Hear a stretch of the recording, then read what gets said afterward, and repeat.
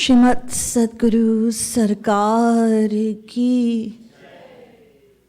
लाडली लाल की।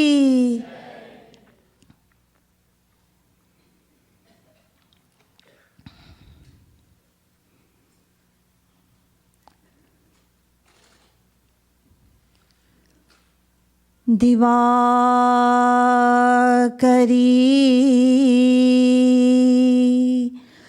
प्रपन्नाहम्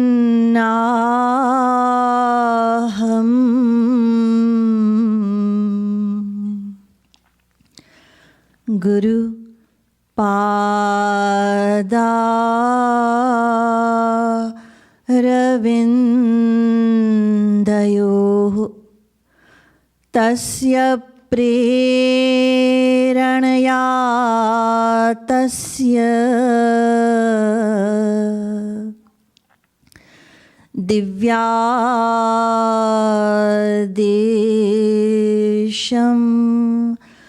वदाम्यहम्।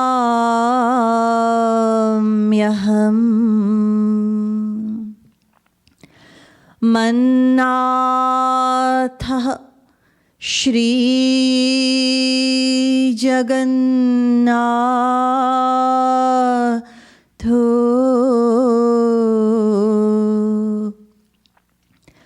मद्गुरुः श्री जगद्गुरुः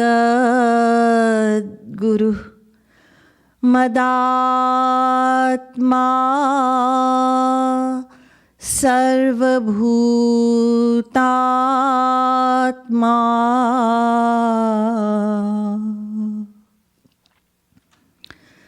कृपालु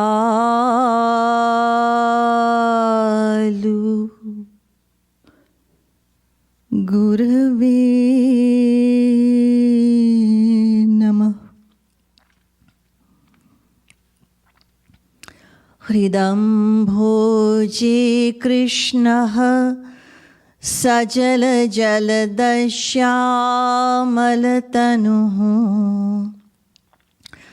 सरोजाक्षः स्रग्वी मुकुटकटकाद्याभरणवान् शरद्राकानाथ प्रतिभवदनः श्रीमुरलिकां वहन्ध्येयो गोपीगण परिवृतः कुङ्कुमचितः।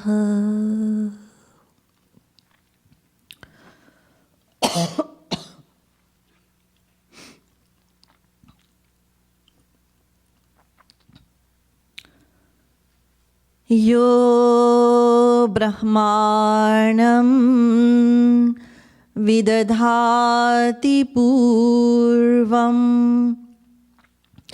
यो वै वेदांश्च प्रहिणोति तस्मै तद्वंह देवमात्मबुद्धिप्रकाशं मुमुक्षुर्वै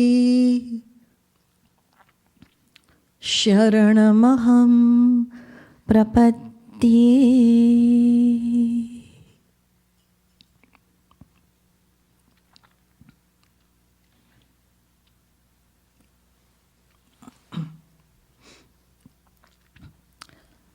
Respected devotees of Sri Maharaj Ji, respected viewers, Radhe Radhe.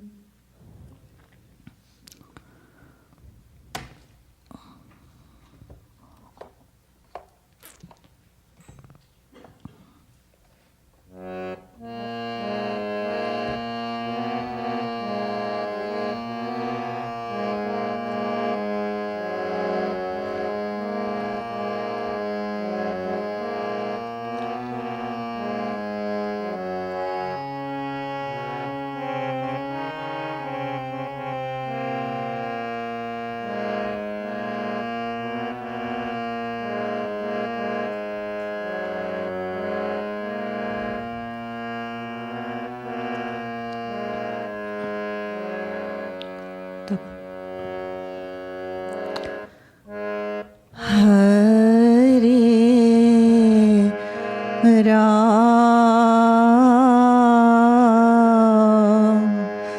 Hare Ram,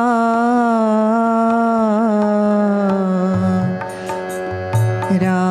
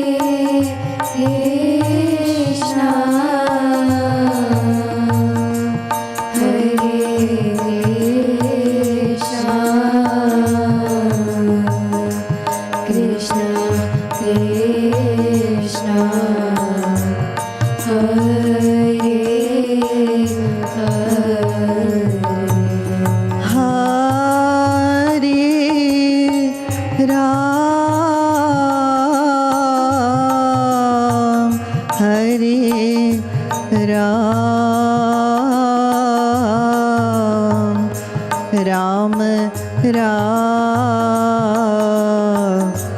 Hare Hare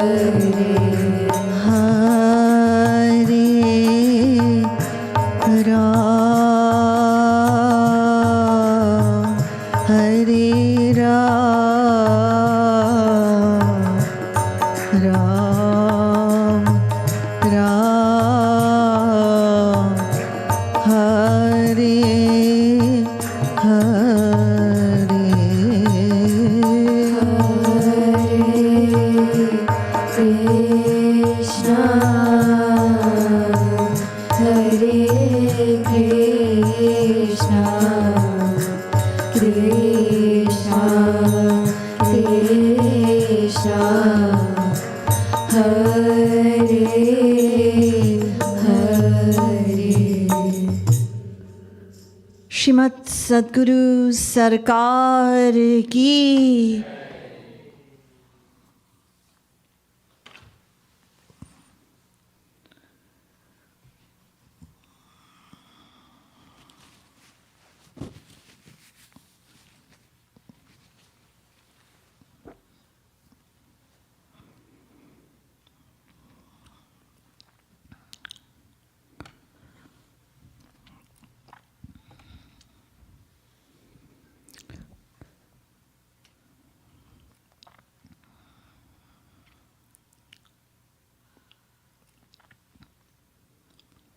I ended my talk last night with a question: how to find a guru?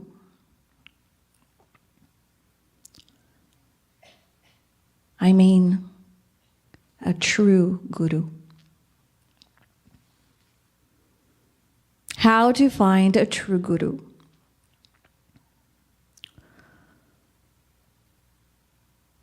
This question is of great relevance when we consider the scenario that is being played out across the globe, especially India. Miracle mongers are trying to attract people with their miracles. Large numbers of astrologers are ready to profess their future and even try to convince them that they can change their destiny and even save them from death.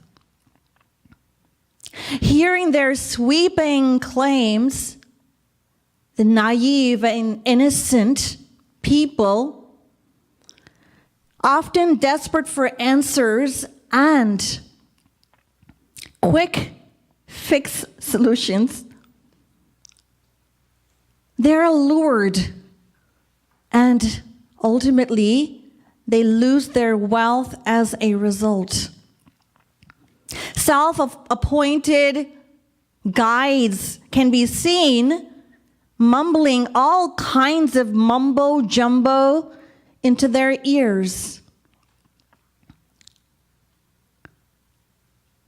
So, by concocting and contriving such paths solely for the fulfillment of their own very selfish personal self-interests only proves their ignorance of scriptural knowledge and their lack of genuine love for God. We must be very careful who we accept as our guru.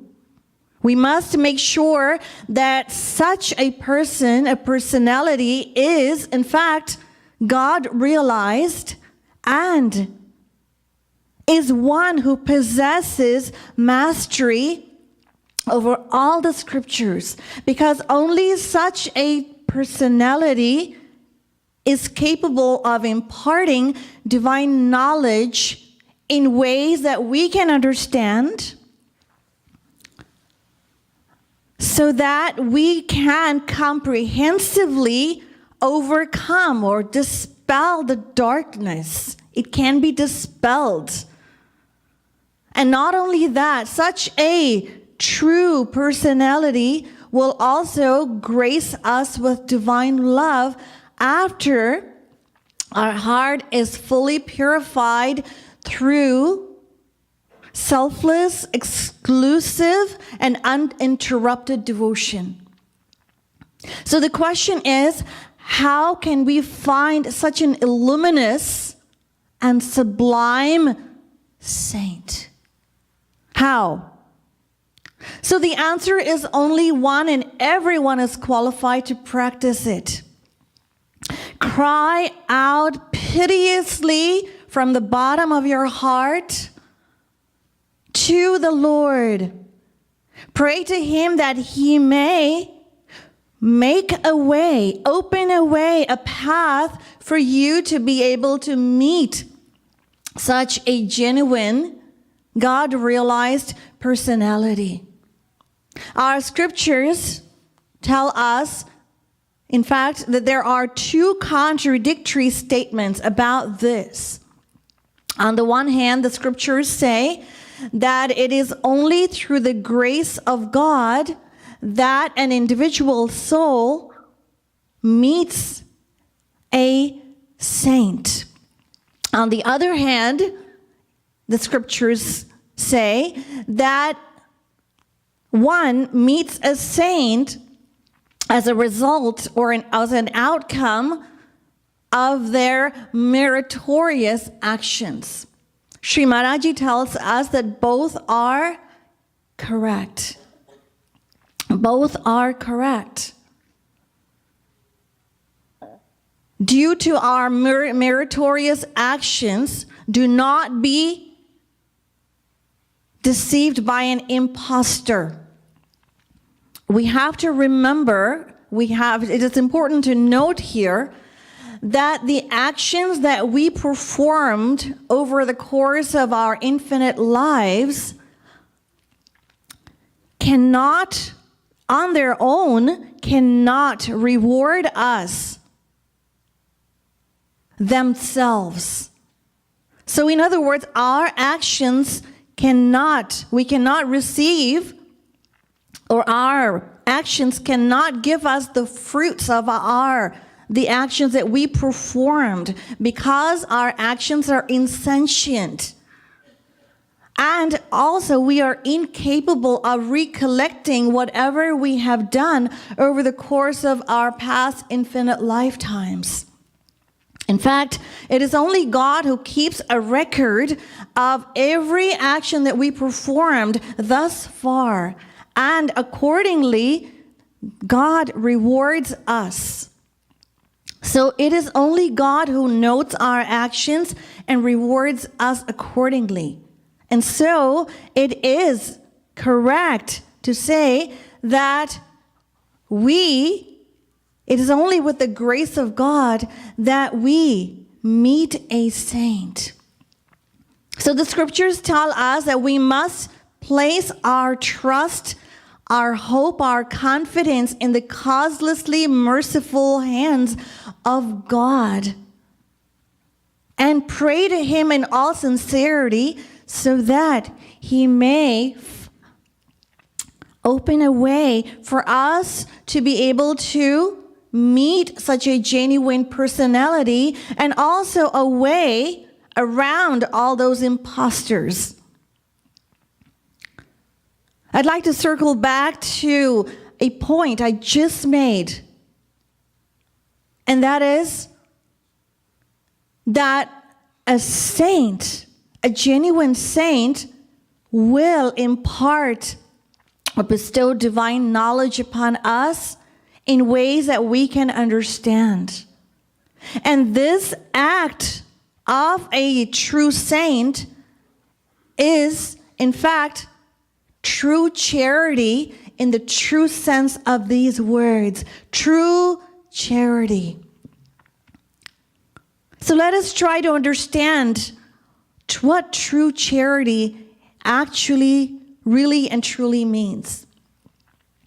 Most of you would agree that it is generally considered wrong to be selfish. If somebody tells us that we are selfish, we resent it and we leap to our defense to prove otherwise. This indicates that generally people like to be, or desire to be, philanthropists. Philanthropists, they desire to be, or at least appear as such in the eyes of other people. Nowadays, this word, philanthropy, the meaning of this word has been completely misunderstood. It appears in the scriptures repeatedly, but like many of them nowadays, they are misunderstood or misinterpreted by others for the sole purpose of fulfilling their own desires. So what does Shree Maharaj Ji, Jagadguru Shree Kripalu Ji Maharaj, and the scriptures tell us about doing good to others? Vedavyas, the composer of the 18 Puranas, and a partial descension of God, he highly praises the word paropakar. Paropakar in Sanskrit, it means to do good to others. So the key to the meaning of this word, benevolence, the key to understanding the meaning of benevolence lies in this word, paropakar. It comprises of two. Par upakar. Par or other has two meanings. Par or other has two meanings. The individual soul or the body of the individual soul. Hence, benevolence is of two kinds. For the betterment of the soul and the betterment of the body. So just as the spiritually inclined people know that the eye is only for the soul, and the worldly inclined people, they say that eye is only for the body. It's only for the physical body. Benevolence is of two kinds. According to the saints and the scriptures, benevolence means the upliftment of the soul, the self.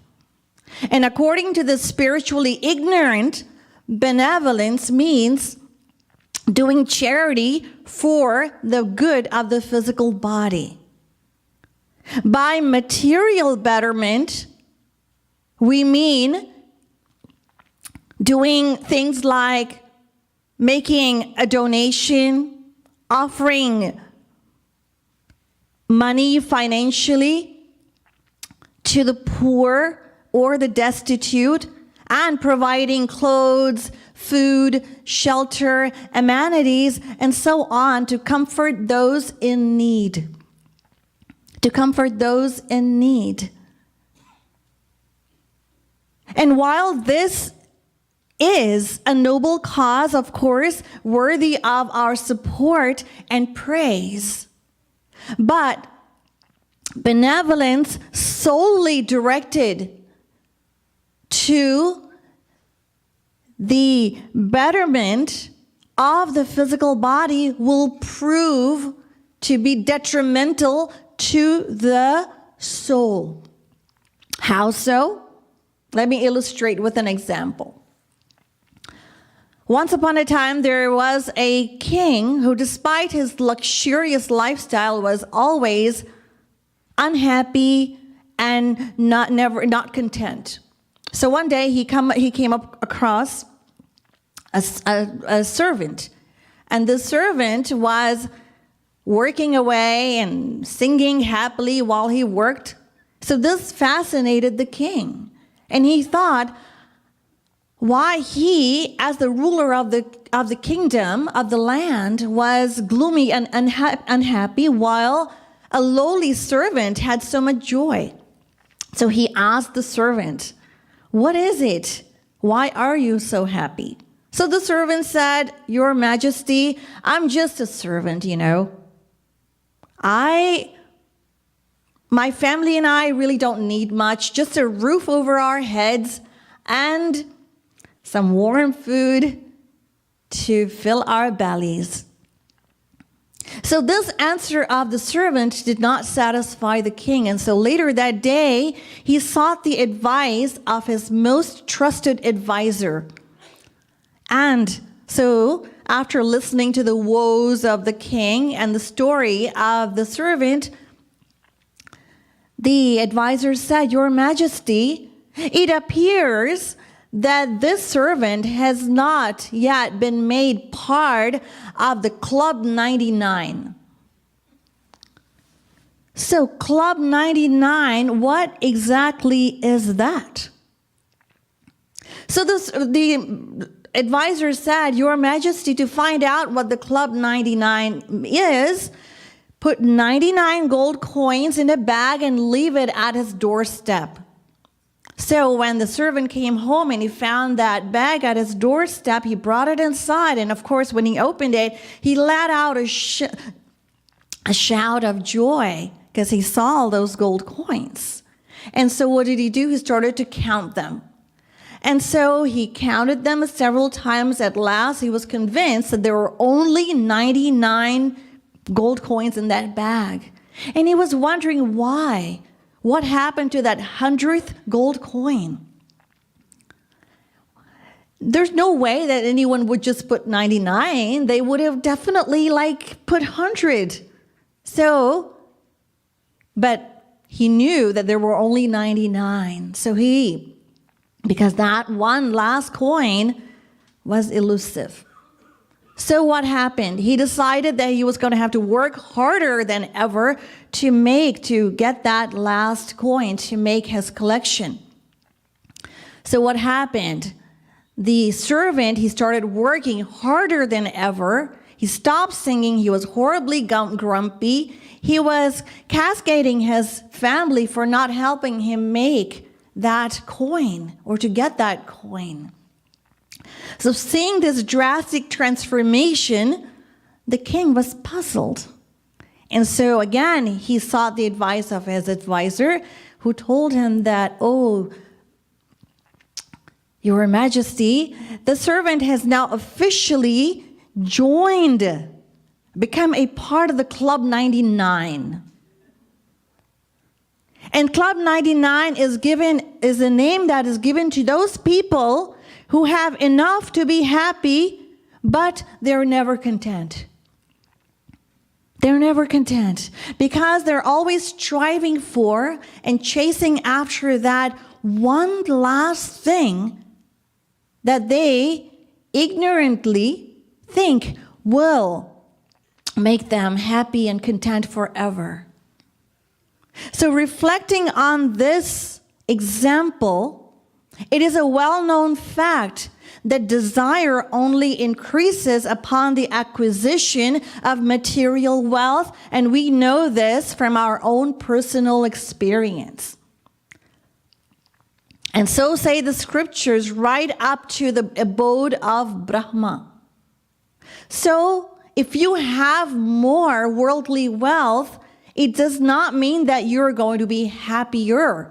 Because if that were the case, then you or we would have received everlasting, ever-increasing happiness many times over, but this is not the case.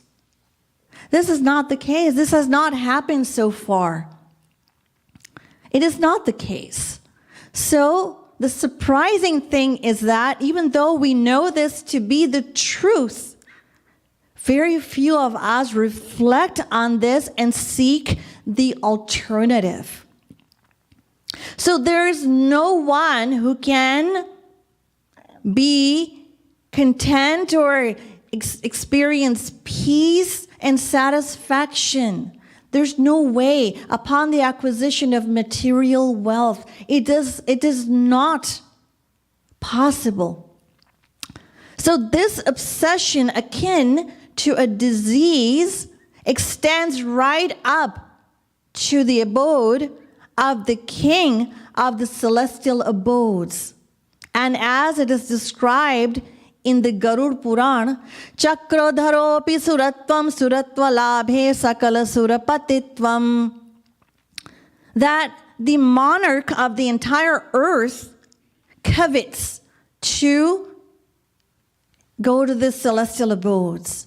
And when he goes to the celestial abodes, he desires the position of the king of the celestial abodes, Indra.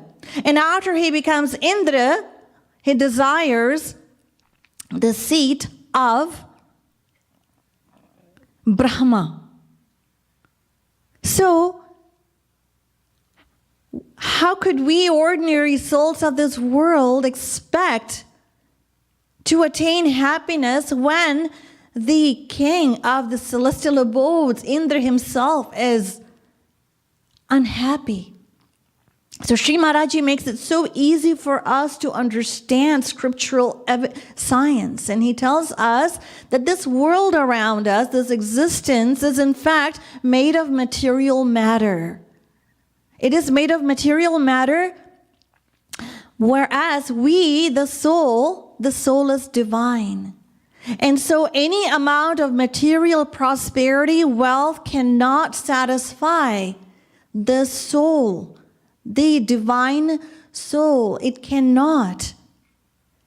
No matter how much we think of how great worldly wealth may be, even if we were offered the luxuries and the happiness and the joy and the wealth of the entire earth planet, even so our desire for more, it will not cease. So the more we get, what happens? The greedier we become. And greed is like an open invitation for pride. For pride. And pride is the exact opposite of humility. Of humility. So with the pride escalating upon the acquisition of material wealth, a person begins to consider himself second only to God. He thinks he's second only to God. And in such an intoxicated state, how could anyone think of the upliftment of the soul, the welfare of the soul? There's no way. Herein lies the reason Kunti asked Sri Krishna for a boon. And she said, Vipadaha santu nashashva tatra tatra Jagadguru bhavato darshanam yatsyada punar bhavadarshanam.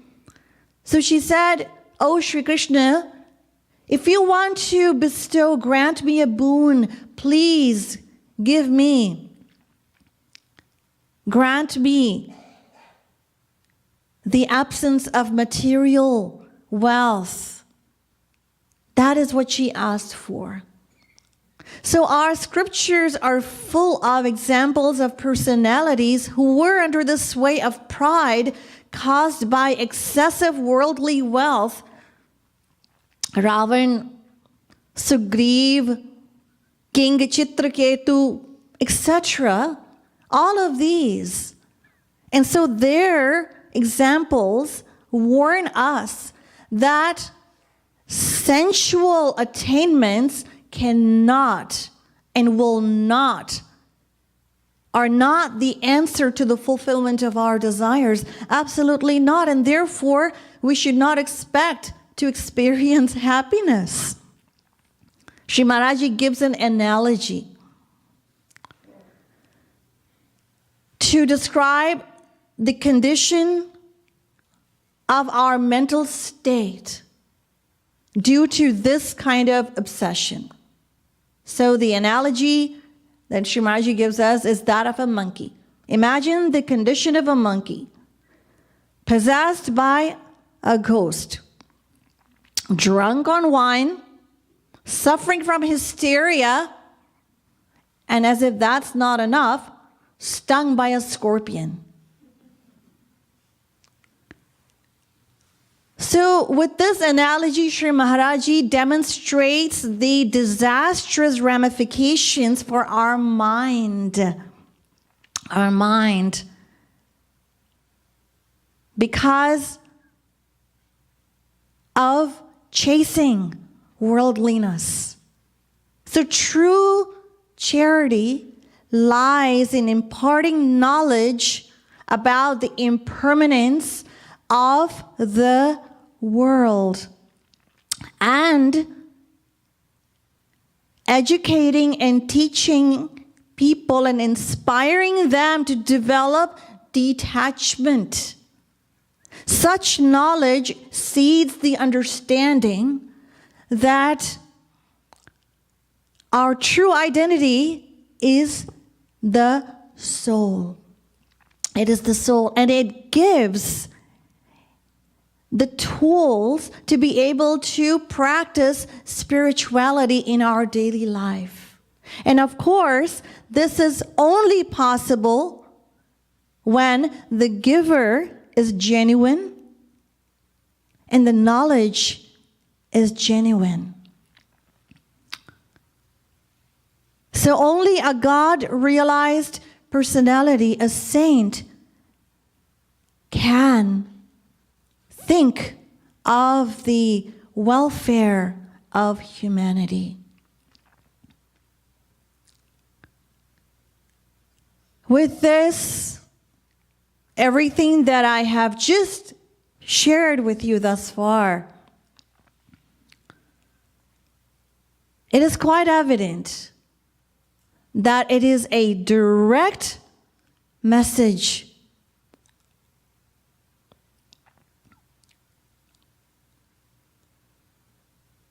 from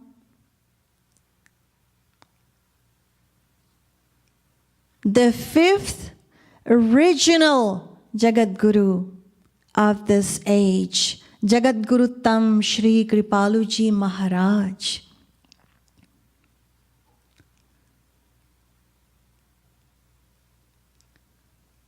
We may have spent years and years studying the scriptures, the Vedas, and other scriptures, the holy scriptures, and still we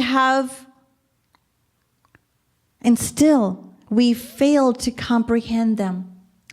The seemingly self-contradictory thoughts, ideas, and opinions contained within the scriptures, and those propounded by the great scholars, Jagadgurus, Adi Jagadguru Shankaracharya, Adi Jagadguru Nimbargacharya, Adi Jagadguru Ramanujacharya, are endlessly confusing. The truth is that we are, as limited souls, are totally incapable of discerning what lies within them. Now, however,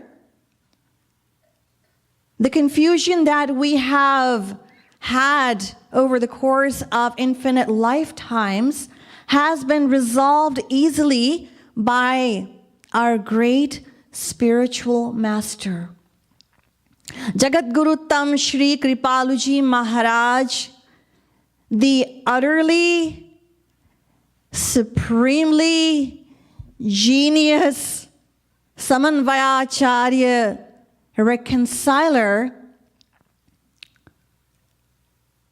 of the apparent discrepancies in the writings of the Jagadgurus. He has so kindly bestowed upon us the knowledge to inspire us to grasp, to realize the supreme truth. Thus, as he pointed out with a smile, we have been saved from doing all the hard work ourselves.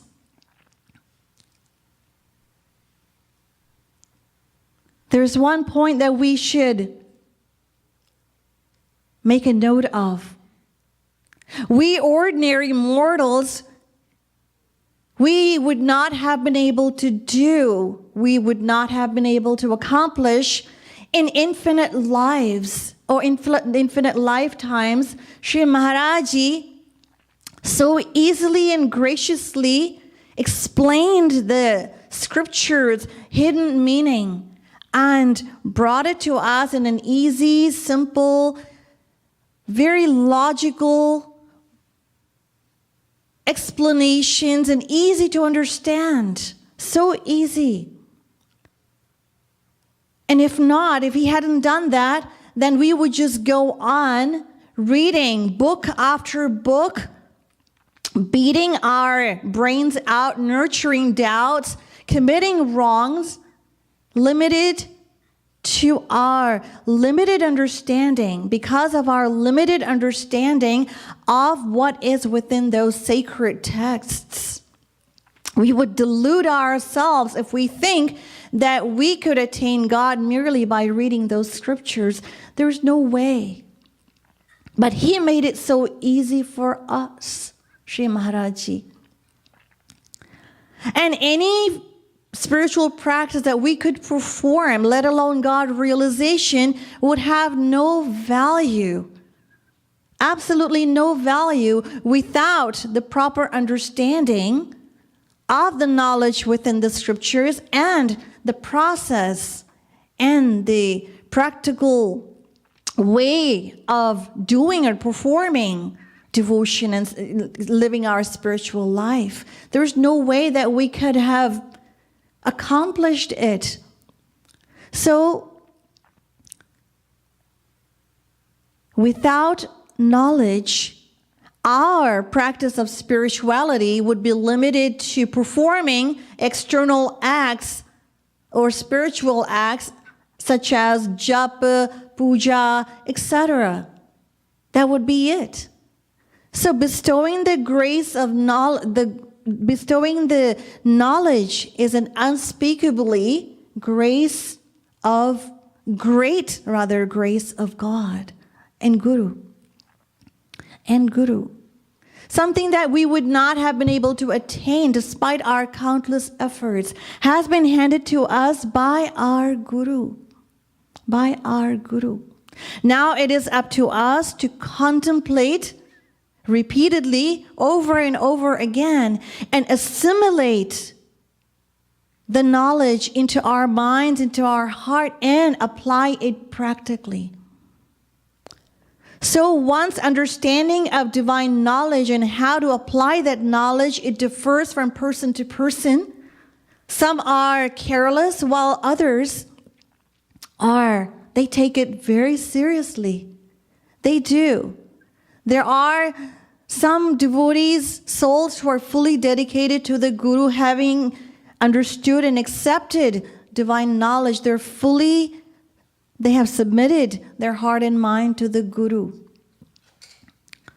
Another crucial point that we must bear in mind is that the Guru or the saint, he bestows his grace causelessly by distributing that divine knowledge to anyone and everyone equally, regardless of their dedication and their level of surrender. It is equal across the board. Some who may be fully attached to the world and their material possessions, and a few who are fully dedicated to the Guru, fully detached from the world, and thinking of attaining their divine goal around the clock. Still, it is naive to think that those who are so diligent and constantly thinking and striving to reach their goal around the clock would be rewarded with some special grace. No, it is not like that, because the grace is the same. The Guru is the same. His love, his affinity, his affection for each and every soul who comes into his association is the same. Just like when water falls on hot metal, it sizzles and it disappears. When the same water falls on a lotus leaf, it shines like a pearl. And when the same water falls onto an oyster shell, it turns into a pearl. The water falls on everything equally, but the shape it takes depends on the receptacle that it lands on. The point is, the benefit that we derive depends on how much faith we have and the importance and value we put on the saint's words. Otherwise, his grace is the same. It is the same. Now, what I'm about to share with you are Shree Maharaj's direct words. About 45 years ago, I was in Mathura at the house of a retired judge who was a very good devotee of Sri Krishna. Whenever I was in Mathura, I used to stay with him. He had a younger brother who was a collector. Once when I was at the house of the retired judge, the younger brother came to visit his older brother. There was a big difference between the two in that the younger brother, who was the collector, was very much against godly people. He would become annoyed at the mere mention of saints and sadhus. He would curse them and declare them all to be hypocrites and rascals. So, on one occasion, when I was at the house of the retired judge, the younger brother paid an unexpected visit, and seeing me over there, he was filled with rage, but he couldn't do anything. As for myself, I was very young at the time, and I wasn't even dressing like a Babaji. I was not a Jagadguru yet. I used to keep my hair real short, and I used to live just like everyone else. Some of you, there was no such discipline. There was nothing such as discipline in my life in those days. Some of you may have heard what my life was like in those days. And you may have heard stories about it. Sometimes I used to eat 50 rotis in one sitting. And sometimes I didn't eat anything for 10 days or so. In those days, people used to feed me with their own hands. And I used to eat as much as anyone would put, or as little as anyone would put into my mouth. I did not carry any clothes with me when I traveled. I wore whatever the host had in his house. It could be a dhoti, or a pair of pants, or even a lady's sari. That was my life in those days. So that day I was giving a private talk in front of 25 to 30 people. Nothing formal, just talking about a few things. And so Mr. Collector, consumed with anger, he was pacing up and down the veranda as I was talking. And he had no other choice but to listen to what I was saying.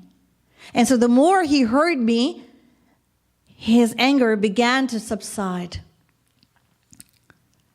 And he started to think, he is so very young, and yet he speaks so intelligently. So he just stood in the veranda and he heard me. It so happened that day that I spoke for 2.5 hours. In those days, I followed no discipline, even like when it came to giving lectures. Once I started speaking at 8 o'clock in the evening and ended at 4 in the morning. Everyone fell asleep. Because in those days, I used to speak with my eyes closed. It was not until 1955 that I started speaking with my eyes open. There was some chanting that happened thereafter. And right around midnight, devotees started to come toward me to touch my feet, just like devotees normally would. So the whole time I was paying special attention to Mr. Collector, because his brother had told me about him. His brother used to call him Rakshas, a demon. So devotees came to touch my feet, and so Mr. Collector was also there. And just before he touched my feet, I jokingly touched his feet. And so he was very shocked, and he said, "Oh, Swamiji, what are you doing? Why are you touching my feet? You are a renunciate." So I said, "I am a renunciate, that's what you're saying. But what have I renounced? Only the world? That anyone and everyone has to renounce in any case. Was there ever born a person who would not want to renounce the world? And even if anyone does not want to renounce the world willingly, then Yamaraj will force renunciation upon them. Everyone has to renounce the world one day. Yes. So, but I marvel at you because you have renounced even God. I left the world, I renounced the world to seek shelter of Guru, of God. But what power are you depending on that you have renounced even God? So these words I spoke jokingly had so much impact and effect on his mind that he fell over me as though someone had pushed him. And he cried bitterly at my feet. And from that day, he became even a better devotee than his older brother. Now the man is the same, but the effect of the words, the words had such an impact on his mind. The point is, how much value do we put on anyone's word at any given time? How much value and importance do we realize of Sri Maharaj's divine teachings, his divine words? So Sri Maharaj tells us that we must association,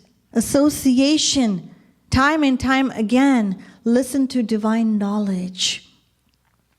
And that is why he revealed in the Radha Govind Geet, Nitya Satya Sata Sangha Govinda Radhe Shraddhahin ko bhi Shraddha Yukta bana de.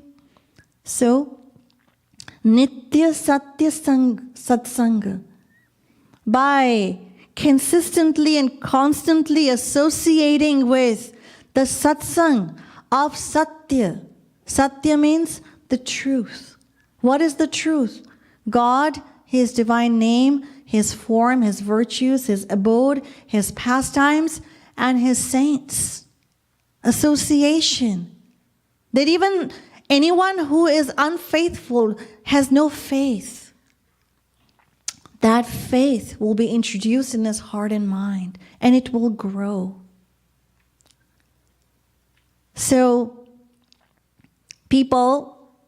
some people ask, they question if they can accept Jagadguru Shree Kripaluji Maharaj as their guru when he appears only on television screens.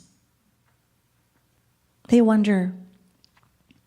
The answer is an emphatic yes. Yes, of course. But why? What is the reason? I'll leave you with this cliffhanger. Shrimat Sadguru Sarkar ki, Ladli Lal ki, Jai Jai Shri Radhe, Jai Jai Shri Radhe, Jai Jai Shri